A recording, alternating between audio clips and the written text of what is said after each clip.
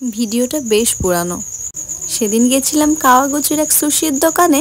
জাপানে যাওয়ার পর সেরমভাবে আমি জাপানিজ খাবারের সঙ্গে পরিচিতি করতে পারিনি নিজেকে।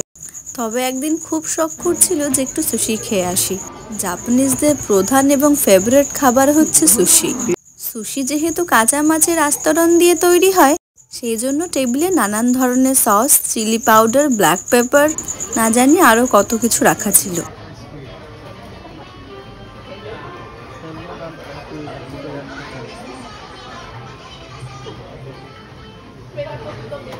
তবে সব থেকে যে জিনিসটা আমার বেশি ভালো লেগেছিল সেটা হচ্ছে পিকল গার্লিক। তার মধ্যে গ্রিন টি তো জাপানিজরা মারাত্মক আকারে খায়, তাই টেবিলে গ্রিন টি পাউডার রাখা ছিল আর গরম জলও। যদি কারোর গ্রিন টি খেতে ইচ্ছা করে সেখান থেকে নিয়ে সে বানিয়ে খেতে পারে।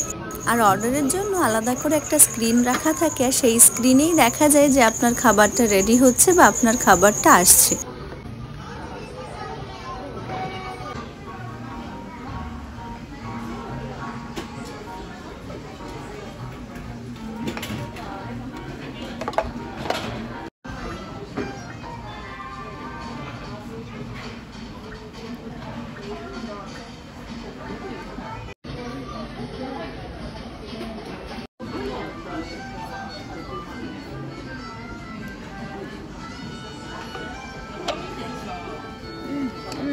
প্রথমবার সুশিটা খেয়ে আমার একদমই ভালো ফিলিংস হয়নি।